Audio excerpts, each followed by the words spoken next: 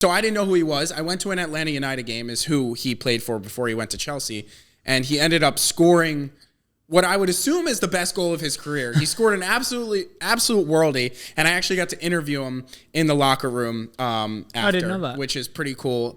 He says he models his game after Marcelo. So if Caleb Wiley could be our Marcelo, I would be more than happy with that. Welcome back to Yanks Abroad. Today we have a full U.S. men's national team Olympic preview. That's the U23s with 3 age exceptions, which we'll get into. We're going to talk the players you need to know about going into the tournament, our group, how the tournament even works, and anything else about the Olympics. There are some huge players from different countries, like Julian Alvarez is playing. It's crazy, which I did not really realize. I didn't know either. Alexandre Lacazette is playing. Naby Keita is in our group. But let's start first with 5 players that you guys should have on your radar going into watching the U.S. players in Paris this summer.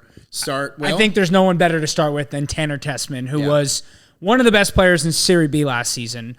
Was supposed to move to Inter Milan this summer. That seems to be off, but it does look like, although he did get Venezia promoted to Serie A, it does look like he's going to leave. Celtic has been rumored. Torino has been rumored. And this is a player who literally never gets talked about in the U.S. men's national team setup. Until this summer, I saw very few people really keeping an eye on him, and he's an incredible player. He's 6'2", can play at the base of midfield, can play in a double pivot. He led, I thought this was crazy, I didn't even realize this. He led the entire league in total passes, progressive passes, and passes into the final third. At 21 years old in Serie B, incredibly impressive. He played a lot with Busio, who we're going to talk about a little bit later for the side as well, but he's awesome. I mean, I think he has a chance to really get on the radars of a lot of people this summer, and someone definitely to look out for. Yeah, so I admittedly did not know much about him because between paying attention to all American sports and then the Premier League being my main focus on top of the big Champions League size, and then also trying to keep up with all the Americans abroad, he didn't get touched on a lot throughout, like, if you want to call it casual Twitter spaces, sure. If you don't go super deep. He wasn't really covered because he's not in the U.S. men's national team setup. And then when I saw, how do we have a midfielder that's linked to Inter Milan not in the setup? That just made absolutely no sense to me. So I looked into him a little more, and like you said, he's 6'2", which I thought. Well, I mean, Cardoso's pretty tall. I think Cardoso's like 5'11", 6 foot. Yeah, he's not as tall as Tessman's like lanky and like big. This is a like serious profile that could be really good for the U.S. men's national team if he plays well. He obviously was great for Venezia, who got promoted, and I mean, let's call a spade a spade. If Inter Milan is interested, the guy has quality. And 100%. I didn't see you say Torino? Yeah, Torino. I only saw Celtic, which is a good move. I would probably rather him stay at Venezia. Well, that's what I said is like, Americans, especially midfielders, are finding a home in Italy and they are succeeding there. Yeah.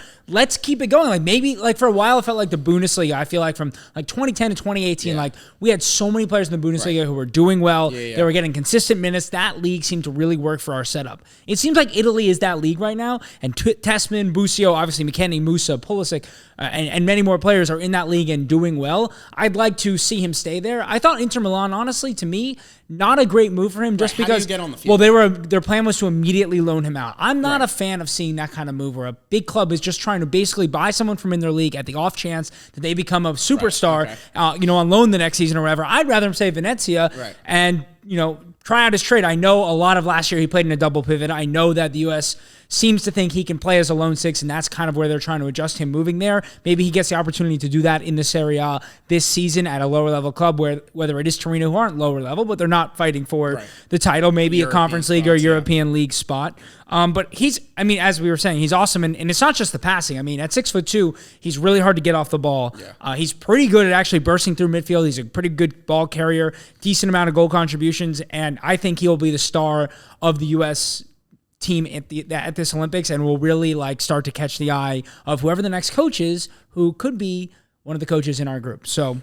And when we talk about the players you should be on watch for, whether they're the best players, for us, it's players that we could potentially see in the squad for the 2026 World Cup. Because as much as we're going to be excited to watch U.S. under 23s and it's the Olympics and it's fun, obviously the focus is still the Olympics. I mean, it's obviously still the World Cup in 26. So we're going to talk about the players that could potentially slot in. And when we talk about Tyler Adams, who recently just picked up another injury, is getting surgery, like at what point are we like, Tyler Adams might not be the six not the future, but for 2026 for the U.S. men's national team. And then we talked about Cardoso, who had a pretty underwhelming performances at Copa America. Yeah, young, but yes. It's like, all right, we have a player who was obviously linked with one of the biggest clubs in the world, and now we're going to get to see him on the biggest stage. There's a small chance he's our starting six if he plays well over the next 2 years. I would say higher than a small chance. Right. So this is an exciting one to watch out for. In that same vein, are you good on? Yeah, I'm good on Tessman. I'm just excited to watch him a little bit more. Like Serie So B is moving hard to to number find. 2, in a similar vein, I go to Gaga Slonina. Okay. He is a goalie who is owned by Chelsea. Yes. And has been loaned out. Where did he play last season? I didn't recognize the name. I don't even know where. I don't know how to pronounce They got it. relegated. Okay. That's all I know. Yeah. So he is an interesting one because, again, we talked about we don't have a true number one. I think Turner plays well for us, but he's not like a no doubt start. No, for sure. So if we can have someone who comes through the ranks within the next 2 years, and we potentially get a true number one, this is a good opportunity to see Slonina in action. You think he may not start, though? I mean, he hasn't started a whole lot for this side for the under-23s. I think it's worth mentioning, because we haven't yet, that although this is the under-23s, it's still not all of our best under-23s. Like, Cade Cowell is not with this side. A bunch of players, actually, with that under-20 side, I don't know if you saw they beat Jamaica 9-0 the other day. I did not. There are a couple players in that would probably be considered better than some of the players in this group, but this is the group that goes to the Olympics. You'll see it across any of the countries. Some clubs, it's not within FIFA's regulations, so clubs are allowed to say no to sending a player there. So that's why you won't see all of our best players. But getting back to Slonina, yeah, I mean, I would like to see him start this tournament because I think he has the highest ceiling of any of these goalkeepers. But, you know, if you're Mitrovic, who's the coach, you probably going to go with the guy who's been playing the most often with this side, which is Schulte at Columbus. So I don't know if Slonina will play, but obviously incredibly highly rated. I think Chelsea bought him when he was 18 from Chicago. Has all sorts of ridiculous records that he holds in the MLS for like youngest goalkeeper to do X, Y, and Z.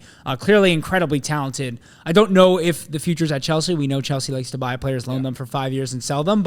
And I mean, we saw this with Zach Steffen. Like it's not always the best case to get that big move to a Chelsea because like if you don't end up being the guy, they'll just spend $50 million on the next best goalkeeper across the world. But I mean, it's obviously worth noting that Chelsea bought him, so they saw something. And if we can get a look at him in a position where this position is far from confirmed for the 2026 World Cup, it's a potentially exciting watch there. For sure. I next went to, if you're done with Slonina, to Kevin Paredes, who is really probably, outside of Tessman, the star of this side and has been the star of U.S. under-23 setup for about a year now. He is an incredible goal scorer. He can attack any wingback in a 1v1. Think Mykhailo Mudryk, but with a little bit more technical ability. Like, I think Mudryk we saw when he was at Shakhtar, it seemed like he was super technical, but once he got into tighter spaces, didn't seem to have that ability. Kind of lost some confidence. Paredes is at an all-time high in terms of confidence. He really broke into that Wolfsburg team this year, going from being a super sub 2 years ago to being used like for the last 30 minutes of matches to really getting in the side and playing 60, 70 minutes a week in the Bundesliga. Super, super fun player to watch. Not everything he does comes off, but I think he could have an incredible tournament. Multiple goal contributions I expect for him. I think he could tear up those matches against New Zealand and Guinea. I think France is going to be a tough one, but a player I'm excited to watch a little bit more closely. Yeah, so what I had written down, I also had him as one of the 5 most exciting to watch, was he could be, how I view it is he could be the spark off the bench that, like, for some reason Berhalter was going to Aronson for. Like, he could be a similar super sub for the U.S. Paredes will be in the World Cup squad, I guarantee that. So that's how I see his profile transitioning to what is a bit of a crowded forward. I would say you have 2 positions who are confirmed, barring any crazy injury, knock on wood, for the World Cup. Pulisic and Balogun are going to start. So, and then I rate, as you guys know, I rate Weah very highly. So when I see attackers, I kind of am thinking, how can you be a dynamic super sub for us? And I think he could be a great fit for that. And we've talked about a 6 and a goalkeeper. So when we actually talk most exciting to look forward to at a tournament, this is the attacker that you should probably have your eye on. 100%. I think he's going to catch some eyes. And he's another one like Tessman to me where it's like, unless you're really in the space, you don't really know about him. No. And even the fact that, I mean, he's playing in the Bundesliga for Wolfsburg. He's playing for a big club. Yeah. And like if you're not following under 23s, like U.S. men's national, U.S. youth national team, as they call it, you really wouldn't know much about him. He's not talked about in the setup. He was never considered for the Copa America squad this summer, but a very viable option. And I think, and I'm hoping now that we've got a new manager, we're going to see some of these names that we're talking about start to get a look into some of these camps and hopefully a chance to play with the first team. Yeah. So that's next. Going back to the defense, I'm excited to watch Caleb Wiley play. For sure. So I have a very funny story with Caleb Wiley. I had no clue who he was. Okay. When we were talking about the U.S. men's national team preview, I'm like, how do we not have a backup left-footed left back for Anthony Robinson? And after being extremely unimpressed with Anthony's performances at Copa, I'm not even considering the left back position one that's locked down. No, definitely not. So Wiley just got signed by Chelsea. I think it was confirmed actually today. Yep. He's going to Strasbourg on loan. Because that's what they do, as we've discussed. Maybe Chelsea isn't the spot. But anyways, again, we have a left back. He's 18 years old, I believe. Yep. He is just turned 19 actually. Okay, he's that very modern style, athletic, good with his feet, strong left foot, left back.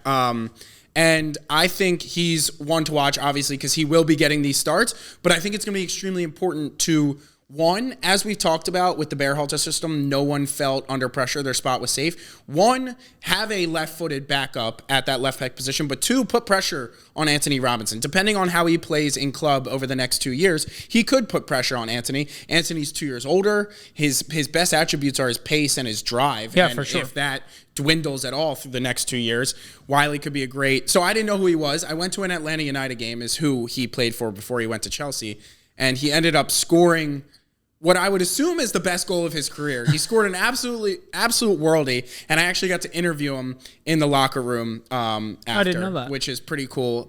He says he models his game after Marcelo. So if Caleb Wiley could be our Marcelo, I would be more than happy with that. But yeah, that was funny that I got to interview him. That is funny. Yeah, I was going to say, I mean, he is Anthony Robinson with more technical ability and probably better in duels. Like, feels like Anthony Robinson goes in to win a ball and like his legs are all over the place a little bit. And sometimes it comes off because he's so goddamn athletic, but he doesn't necessarily have the proper technique for it. Wiley, I think, is really good at that. He needs to improve some defensive actions for sure. I think leaving the MLS, moving to France is the perfect move for him. Give him a chance to get better in that department before he maybe takes a step into Chelsea's side or whatever. But Caleb Wiley, I mean, the three guys, the outfield players we talked about so far, I think all three have a very, very high chance of being in the World Cup squad in 2026. And this is obviously a huge tournament for them to impress whoever the next coach is. Like, I think the Olympics and the under-23 became so much more important to the U.S.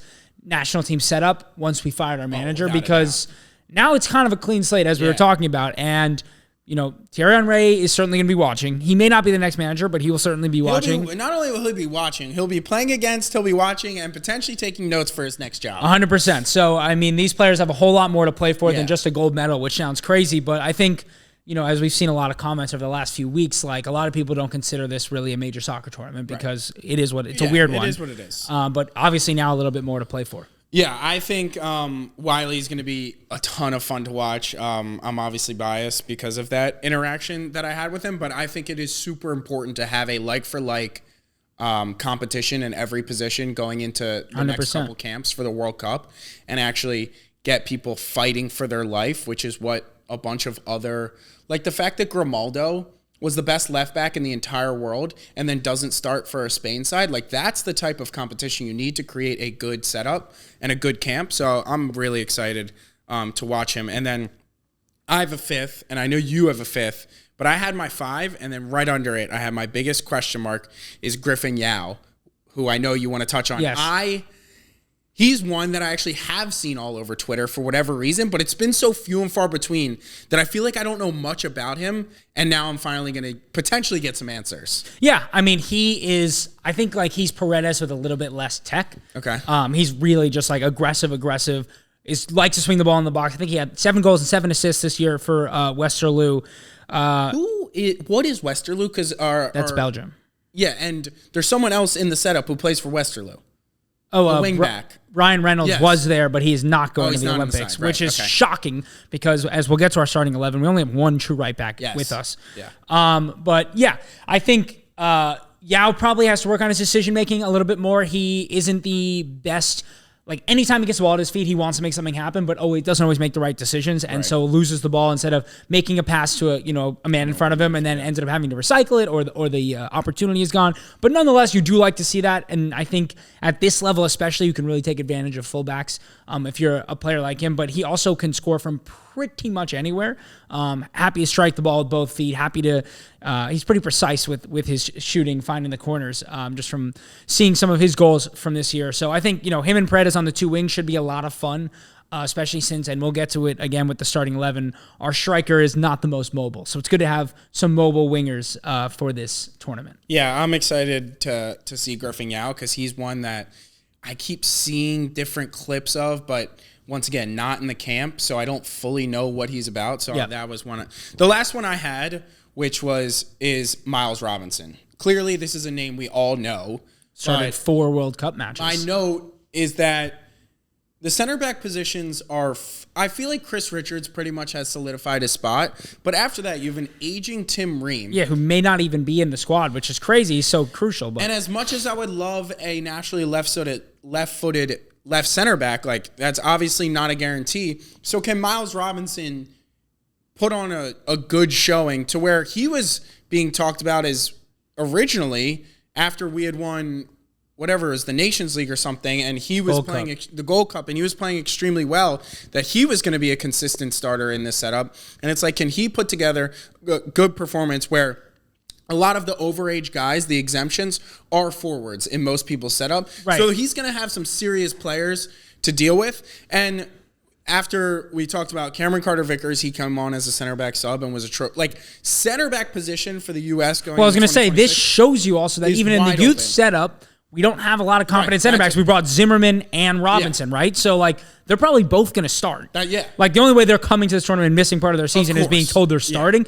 So, we're going to have a very experienced starting center back duo, which to me means there aren't a lot of young players they trust in these positions. Which makes it such an important tournament. Correct. Because there's not a bunch of people coming through the pipeline. If Ream's not there, like, as scary as it sounds, we could be looking at a Richards-Robinson center back duo 100%. For 2026, where if he improves and he gets more consistent minutes, and I don't know if the MLS is the best place for him, whatever, that conversation has been talked about to death. For sure.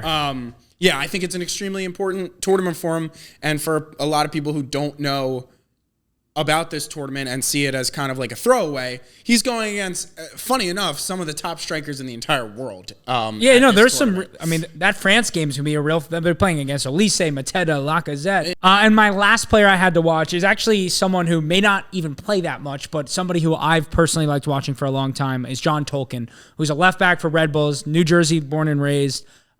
He's been in the side in the MLS playing pretty much every week since he's like 18. I actually saw him play when he was like 16 with Caden Clark against Chelsea at the Red Bull Stadium. Like, the Red Bulls had a game the next day, so like their U18s played against Chelsea and won. And I just remember watching, and it was like, this is insane. I didn't even realize at the time it was the U18s because I was like, how did they beat Chelsea? And then went and like looked online at some of the players I thought were interesting. Anyway, Tolkien's also a left back. I think Wiley's a lock to be starting. Right. I think Wiley actually, as we talked about, is really good going forward, and there's a chance that we could see them go to a back five at some point, and maybe against France with Wiley at left wing back and Tolkien kind of at the left center back position. I think you could also see Wiley playing at left wing, move Paredes to the right, and Tolkien at left back because he's a little bit more defensive minded. Has been rated, the CEIS, they put out that rating every year of the best young players in the world.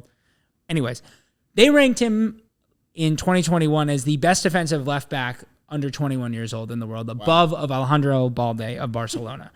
He's a very interesting player. I hope we get to watch him a little bit more because the MLS, as we've again talked about to death, is like, it's hard to tell how good players are. Right. I really like Tolkien. I think he can be a real force. 9 assists and 4 goals in 2023 as well in the MLS, which is nothing to sneeze at for a left back. Again, I don't know if we'll get to see him at all. I don't know if either him or Wiley have any ability to play at right back because I'm not obsessed with the only right back option that we have. But Tolkien is one to watch for sure in the future. And as crazy as it sounds, I could see Tolkien and Wiley both making the World Cup squad in 26. Which I don't think that's out of the question. What's interesting is these squads are, to my knowledge, are much smaller. 18, yeah. Yeah, or 18 players. So essentially, if you get in the squad, you're like, speaking to, we only have one right back. You can't even have a like for like sub in every single position. So if you're in the squad, you're most likely going to get some time at some point. It seems likely. Yeah, and I mean, just speaking of our squad, 15 of the 18 players we brought have been capped by the U.S. men's national team, which is a very high return for an under 23 side. Yeah. All right, you want to move on to starting 11? Starting 11, and then we'll talk grander about the tournament as a whole. Sure. You go first. All right. I would love to. This is what I think is going to be starting 11, not my starting 11. You love that. Well, because I would like to see Slonina, but it's going to be Patrick Schulte. Okay. At right back is Nathan Harriel, who is the only option we have, the Philadelphia Union player. I wrote maybe Wiley can play there. I don't think he can, but maybe. The center back duo seems to be a lock of Zimmerman and Robinson. I mean, they wouldn't have come otherwise. And then Caleb Wiley at left back. I've got Taylor Tessman playing as a defensive midfielder, probably in a pivot with Busio, his Venezia teammate. And then Taylor Booth, I'd like to see of Utrecht, who we didn't really touch on, but no, we didn't. People love him. I mean, the fact that he hasn't really become a consistent player in the men's national team side is pretty surprising to me. He's been excellent in the Netherlands at times. Yeah. Really, really good player. He's had some injury issues here and there, but I have him playing as an attacking midfield in front of that more defensive-minded pivot with Paredes on the left, Yao on the right, and Duncan McGuire through the middle, who has Duncan McGuire. Yeah. Because when I did the research, it was someone I candidly, I messed up and I wrote down as a placeholder Vlahovic because I felt like his name was Mikhailovic, the other over 23 player that we brought. Yeah. Is he not our striker? That's what Duncan I was reading McGuire has been the striker. Okay. All right. Then I definitely got that wrong. Because what I was reading in a couple previews is that Mihailovic or whoever it is was going to be our starting striker. I mean, I looked him up on Transfer Market, and they said he was like an attacking midfielder. So he's certainly a 10. So he would be playing as a false 9 if he were to play. Okay. Yeah. But no, McGuire's been good. 7 goals this year in the MLS. He scored against Japan for the under 23 side. I didn't really know much about him prior to doing research for this, but from what I can tell and from what I've seen, not a very technically skilled player, but pretty fast for his size, very physical, can kind of play hold up, can kind of be a runner in the channels to stretch the back lines. I think with the winger combination, we have, he makes sense as a true number 9 to be up there and excellent in the air, very, very good at winning headed balls. Yeah, so I had same back 7 essentially. Is Kramaski in the squad? He is. He's the youngest player in the Miami squad. Yeah. I think he's fantastic. He's really good. He was another. I wanted to write about like all these guys, like trying to preview it because like he's the youngest player in the squad. I had him playing the 10 because I think he's actually really class. And if there's like, as we've talked about, all these players want to win. Coach wants to win. They see it as a real tournament. It's a gold medal at the Olympics, but like, there's no better time to get this guy in front of like some good competition. 100%. And like surrounded by a solid midfield of Tessman and Busio that would support him in not having to worry about like doing too much tracking back. And if he loses the ball, it's the end of the world type of thing. I totally agree. I think, again, like in that France game, I think we're going to see a different lineup than against Guinea and New Zealand. And like, it's kind of like our Uruguay, Panama. Yeah, like I think you'll see him play with Busio and Tessman in that game. And we're going to play a much flatter midfield, potentially Booth or Milhovic as a false 9 and just have those winger outlets type of thing and just try and sit in. Yeah. But yeah, he's definitely one to watch. I mean, he has 10 goal contributions already in the MLS. Yeah. He's only 19. So. I've watched Inter Miami games for the obvious reason, but I thought he was actually pretty good. Yeah, no, he's a solid player. And then I had Paxton Aronson. You don't think he starts? I'm not a fan. You don't want him to start. No, I'm not a fan. I mean, I think don't know. He had a pretty good, he had an average season. Second half, he was good. Yeah. In the Dutch league. So I had him and Paredes, and then I had like Griffin Yao more as a super sub situation. No, I mean, I think you'll probably see closer to what you have up front. I think Yao is not going to start every match. Yeah. I think Paredes is one of the few that's him and Tessman seem like the locks of the non-defenders. Yeah, I tried to find like the caps they've had for. It seemed like Tessman led the squad in caps. I mean, if Tessman doesn't play every minute, I'll be pretty surprised. Yeah, no, I'd imagine he will. So we have pretty similar starting 11. I mean, there's only 18 players to choose from, and 2 of them are goalies. So. True. Yeah, so that's the starting 11, which is a good, not great when you look at other starting. It's not horrible. I mean, I don't know too much about all the youth setups for all these other countries. I mean, obviously, from looking at it, France has an incredible side. Spain has a really good side. Yeah. Morocco brought Hakimi. Argentina's side is absurd. Yeah. So Group A is, if you don't know, is us, Guinea, France, and New Zealand. Yes. So New Zealand, I looked through their squad. I had no clue, not a single human who was. Interestingly enough, now granted, this article was from 3 days ago, but I saw Naby Keita is captaining. He is captaining the Guinea side. And then I saw some other players like they have some wingers who like I felt like I recognized their name from maybe like FIFA Ultimate Team packs. Maybe. And they played in like Liga, and they're all like they're all like non-rare golds who are like 75 overall and have. Well, they have Ilax Mariba, who is that Barcelona defensive midfielder who like kind of ruined his career because he asked for 200K wages when he was 17 years old. Respect. Okay. Then they have Diawara, who was really good at Roma for a few years. In midfield, and then he got injured and kind of his career fell off a cliff. So they have some interesting players. Yeah. And then back to New Zealand, I didn't recognize anybody, but what I did recognize is I think of like their projected starting 11, 6 play for the same club team. Really? So like that probably means they're not going to be bad. Like they play together every week. Set up well, I don't know if like I don't know how talented they are. Correct, but that's something in a tournament like this. The France side is almost a joke. It's insane. I mean, I think it's hilarious that Lacazette even won. Like I feel like I fuck with it. Get himself a gold medal. Like he has nothing else to his name. I felt like most of the age exceptions, but now that we're talking about it, like Kate is pretty old. Like I felt like Otamendi is with the Argentina side, I know, which is hilarious.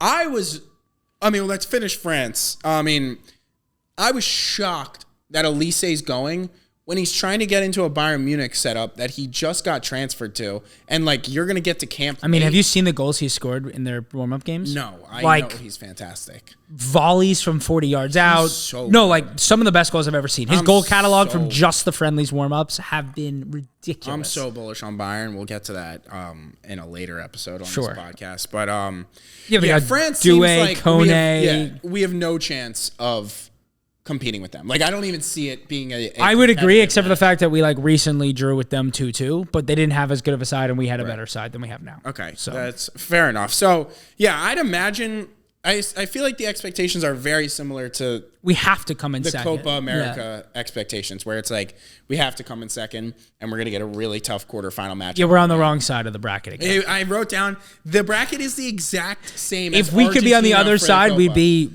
like the other side's like Dominican Republic's the best. Yeah. So the interesting thing is Spain has a similar run in it that Argentina had in the Copa America. Yeah. Spain's on the other side. Yes. So there's 4 of the top 5 favorite. So they have odds for this tournament. Yeah, we're 5th favorite. Yeah. So 4 of the top 5 favorites for this tournament are all on the same side. So it's either we come out, we're probably going to If we come second, we're going to play Argentina. Argentina, not Spain. And then Morocco is second. And even if I didn't recognize a ton of the names in the Morocco setup. No, actually, other than Hakimi, I didn't really know anyone. So it's a very tough setup again, where 4 of the 5 best odds are on one side, and then Spain essentially has a free walk to the final. Well, it's not the way Copa is, where it's like a straight 2-2. Like if we win against Argentina, we don't just play France. Oh, it's not like that. No. So if we were to beat Argentina, then which isn't going to happen, then we'll probably play Japan or Spain. Okay.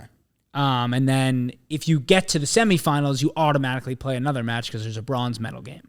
Got it. So if you win one knockout game, you automatically play 6 total games. I like that. You could play anywhere between 3, 4, or 6. You can't play 5. Yeah. Basically. So another tough draw for the boys. Yeah, and the Spain team's ridiculous too. They brought Eric Garcia, Sergio Gomez, Alex Baena, and Fermin Lopez, who both just won the Euros with Spain. So we're not going to beat France or Argentina, but beat Guinea and New Zealand, put up a fight against one of those big sides. I think that's, show a lot of these players are playing for a chance to get into the men's national team setup. Explain to me why Julian Alvarez why Man City's letting him go is beyond me. Well, he also is, I feel like he wants to leave.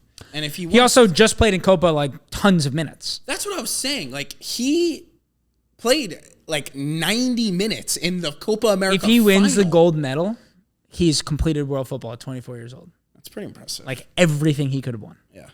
I like it just shocked me that Elise, who's on a new side, is going to this tournament. Julian Alvarez, who it could be on a different team. Like when he gets home. Yeah. Yeah, no. I mean, it looks like he's going to Atletico. Is that?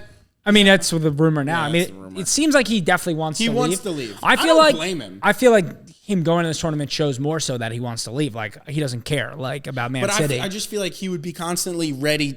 Like we talked about the Euros and the Copa extended the transfer window or just like pushed it back essentially. Like he's not going to be on his phone as locked in with his agent ready to make moves. Like I don't know. On top of the fact that it's not like he was a bench warmer for Argentina. He started every match outside. Played tons of matches. Yeah, tons of minutes. So I thought that was very interesting. Yes, there's a ton of fun players who, if you want to get to know. So my thing was, I was looking at the Argentina side and then I was looking at the France side, and it's like France seems unstoppable to me because I've heard all the European young names, right? And the Argentina young names all play for River Plate or Thiago Almada plays for Atlanta. He's a really good. He just player. got transferred to Botafogo in Brazil. So the question to you was, which I'm not sure you'll have this answer. I'd be shocked if you did. Is like it seems like France has a better squad because I know all the names.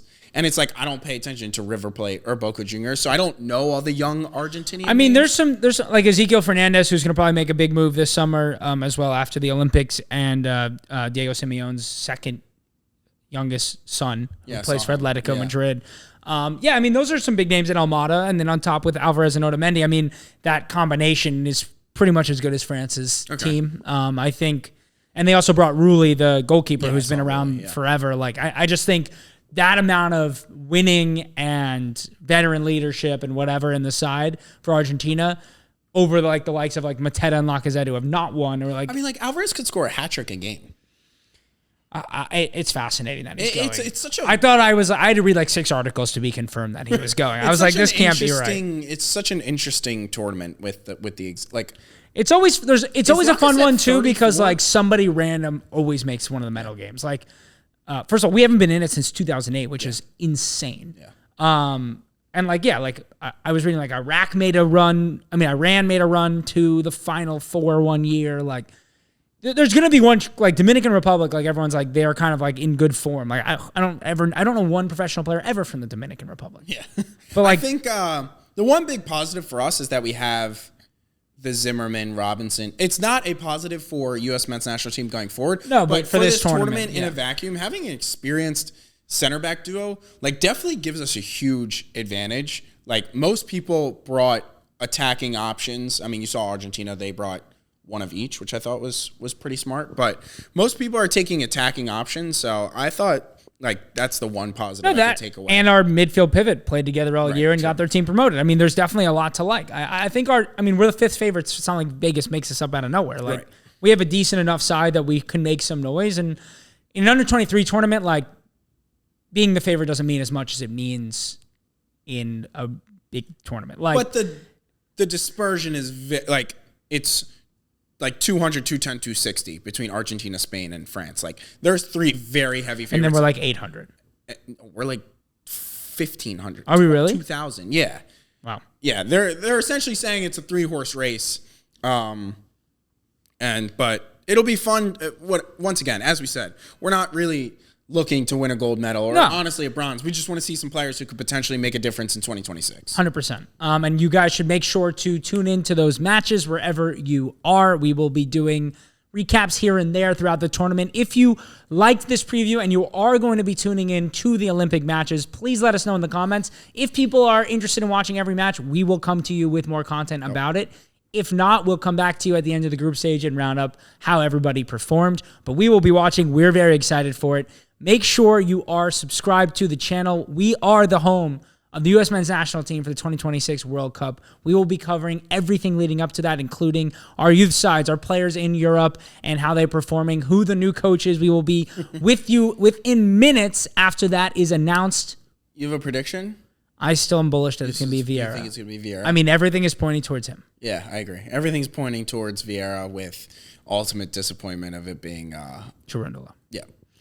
It feels like that's died down a little bit, the Cherundolo stuff, so like I'm feeling a little more confident. Is it crazy that it was high Cherundolo and Columbus and Nancy like spanked them around and then that kind of like went away? No, like I think like not that it should be correlated to MLS results, but it's just like maybe that was a wake-up call. Like if he can't beat, it does not feel though like we're getting like a established European name. We're not getting Pochettino. We're not getting Tuchel. We're not getting Klopp. We're not getting like Lau hasn't even been all those interviewed. names have now been pivoted. I think it's Renard or Vieira or Henry seems to be a very talked about one. But he is. If you think Vieira's not a good manager, wait. These are my two favorite players ever. Wait for Henry. Like he's not a good manager. It's also hilarious that like we were talking about all these big names and everyone was like throwing them around, and then as soon as the England job, it's like, all right, enough with the U.S. Like this literally completely died. And Southgate's being obviously rumored pretty heavily to us. To us, I don't want that terrorist either. I said that too, and then a couple people were like, "What? You wouldn't take Southgate?" And like, yeah, I mean he's a serial winner. I'd probably take him over Vieira.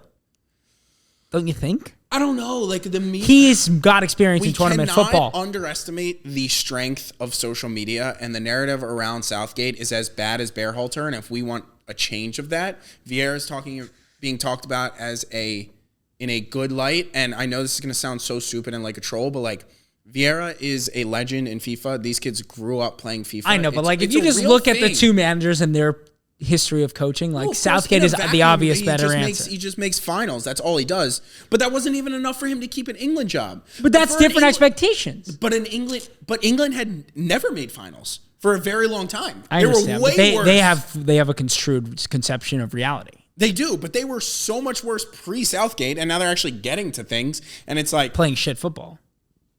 But like at the end of the day, would you rather be in a final or play pretty No, I agree. Would you rather have the tournament of Germany, where you were the second best team? I understand that was just luck of the draw and them running into Spain, but would you rather be Germany, who played really fun football and lost in the quarterfinal, or would you have rather made it to the final and played not fun football? I don't really know. I mean, they have a better situation. We played not fun football and also didn't get out of the group. So we are the worst. Yeah. Anyway, let us know about your Olympic watching habits. If there's any other players you want us to talk about, we could always record another clip or two to profile them for you. And make sure to hit the subscribe button. Follow us on Instagram, TikTok, Twitter. We're getting more active on there as well with our clips coming out. And we will be back to you soon with a U.S. men's national team transfer episode where we are going to talk about the players we just spoke about today, like Tanner Tessman, and where he may end up in the future, as well as the likes of McKennie, Musa, Pulisic, Weah. McKennie's done. Yes. Aronson, Booth, Pepe, Balogun. Not Pepe. We're dumb talking about any Pepe on here. Any of those players, where they may be going this summer, or if they're staying where they are, and what to expect from them this year. Sorry. I saw that Pepe was supposed to be on this squad. This was a good opportunity for Pepe. He's too good for this. No, he's not. Yes, he is. Is Julian Alvarez? Explain that to me. But here's the thing. I'd rather Pepe be playing a full season in European football to get better there. Like this start anyways. He'll play. I mean, De Jong is aging out. He just led the league in goals. But he's aging out. He is, but like, fuck Pepe is where I stand. Hit the subscribe button. We'll be back soon with another episode of Yanks Abroad. Peace.